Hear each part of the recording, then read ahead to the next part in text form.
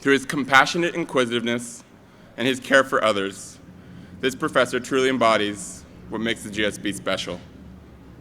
It is for all of these reasons that I now ask you to join us in congratulating the 2018 recipient of the Distinguished Teaching Award, Professor Amit Seru.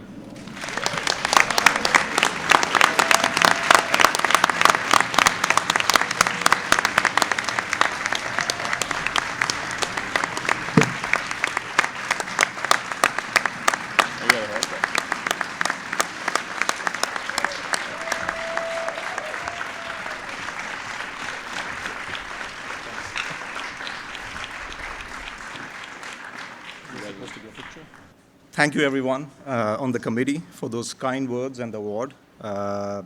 It's obviously a great honor to join the illustrious colleagues who have won this award before me. I want to especially thank the Talk to the Hat group, my MBA 2s from last year. You know who you are. We weren't largest in numbers, but you all sure did make a loud noise. And thank you for making the noise and making me feel this appreciated. Those were very generous and kind words, but I want to start by thanking my wife, who's there.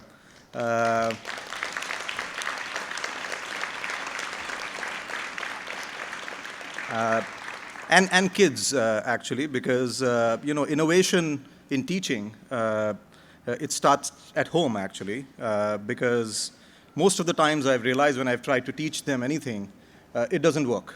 But in the words of famous Rocky Balboa, it's not about how hard you hit, it's about how you can get hit and then still keep moving forward.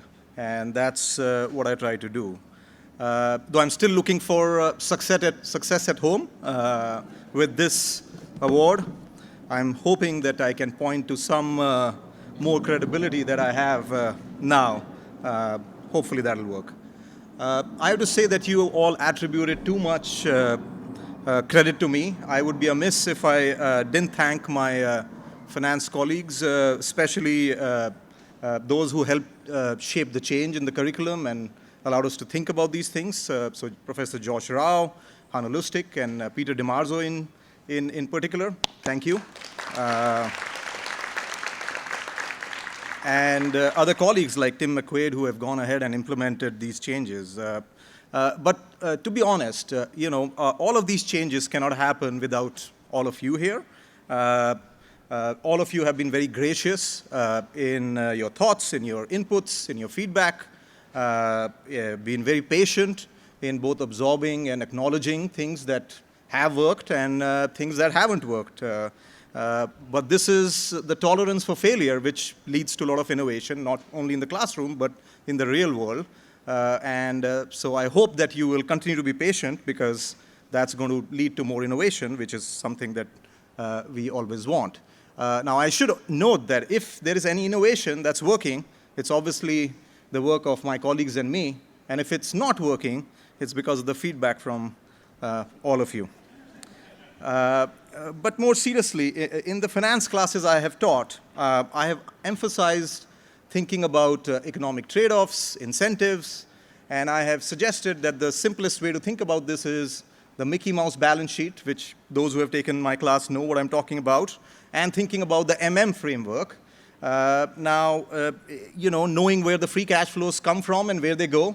But, these are interesting frameworks, but if you think about the big picture, which I like to sort of talk about in all of my classes, we are at very interesting times, at crossroads, really. And that requires us to take all of these frameworks that you're learning in finance or other classes and push them really in directions that we haven't sort of really tested.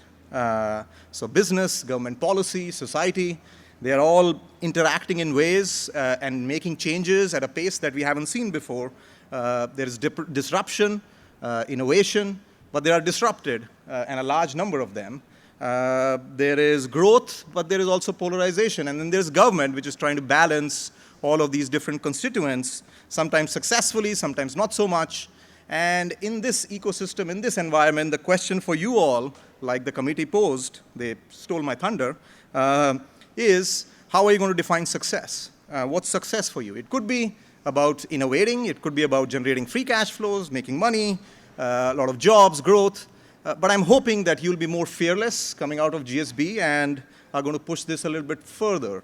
And when you do that, free cash flows are not going to be free anymore. It'll require you to challenge yourselves and redefine what you mean by success pretty regularly, really.